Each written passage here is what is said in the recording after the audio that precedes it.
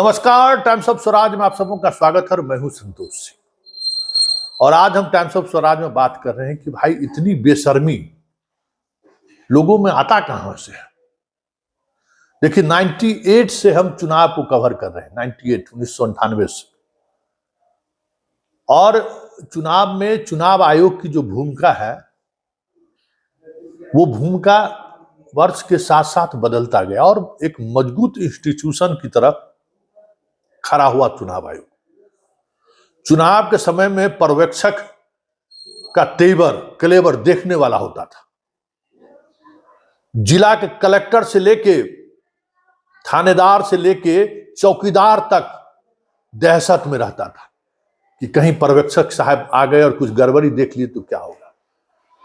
लेकिन समय के साथ कैसी चीजें बदलती गई और आज स्थिति यह है कि चुनाव आयोग जिन पर निष्पक्ष और शांतिपूर्ण चुनाव कराने की जिम्मेवारी है वो इस तरीके से सफेद हाथी बन के रह गया है कि अगर विपक्ष उन पर आरोप लगा रहा है कि ये मोदी के साथ खड़ा है, इसमें कोई गलत भी नहीं है।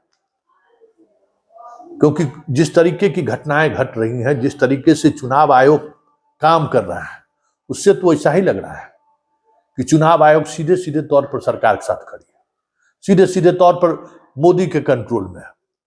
अरे भाई, दिखाने के लिए भी लोग करता है कि दुनिया में लोक लज्जा भी कोई बड़ी बात है, शर्म हया भी कोई बड़ी बात है।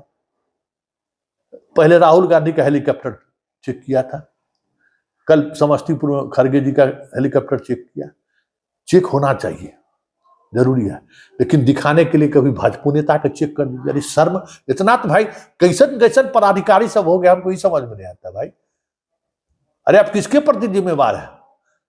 आपको प्रधानमंत्री की वफादारी की वजह से आप चुनाव आयुक्त ने देश के गृह सचिव बन जाइए, कुछ भी बन जाइए, लेकिन लौट के तो आना इसी समाज में है। कहां जाइएगा? कितनों बड़ा तोप रहिएगा, लुटियन जोन में खूब कमा के अरबपति खरबपति हो जाइएगा, यहां जाइए चाहे विदेश जाइए, कहीं भी जाइए, इंसाने के बीच में रहिएगा ना। चिड़ियाखाना में तो आप रहिएगा नहीं। और जब 10 जगह 10 लोग बैठेंगे इंसान, तो चर्चा होगी आपकी बेशर्मी की कि कितने बेशर्म थे आप लोग। उसको भी तो हमें लगता है कि ख्याल रखना चाहिए बेशर्मी का। बताइए। और जनता भी चुप है। वाह रे वाह, क्या बात है, जनता भी चुप है, आनंद ले रहा है जनता के, ठीक कर रहा है, एकदम बढ़िया है। कांग्रेसिया का चेक कर रहा है, तो आज कांग्रेसिया चेक कर रहा है ना बाबू, कल जो चौकीदार है तोरा घर में घुस के चेक करेगा। क्योंकि मोदी सरकार जो है ना, शेर को मानव का खून पिलवा रहे हैं। मतलब विपक्ष पर कार्रवाई करो जितना कार्रवाई करना है। अगर ये वाकई में सच है, दिख तो रहा है ऐसा ही, तो फिर उसी एवज पर किसके कांग्रेस और विपक्ष पर करने के बाद किससे करेगा? वो कितना उसको तंग करेगा, उसके तो हम ही आप बचेंगे ना। सीधा साधा जनता, चौकीदार से लेके थानेदार तक, पंचायत सचिव से लेके बीडीओ तक, ऊपर चल जाइए चीफ सेक्रेटरी तक, इधर चल जाइए डीजीपी तक, सब हमारा ही आपका शोषण करेगा। नेता को खुश करेगा तो आखिर उसका क्या कहते हैं, नजराना किससे वसूली करेगा? नजराना तो हम ही आपसे शुरू करेगा।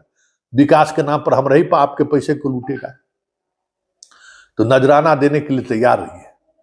आज भले आप खुश होंगे, हो सकता है कि आप बीजेपी के समर्थक हो, मोदी के भक्त हो, तो मोदी का दास हो, तो आप खुश हो कि चलिए बढ़िया करता है, लेकिन नजराना आप ही से उछलाएगा, ये बात याद रखिएगा।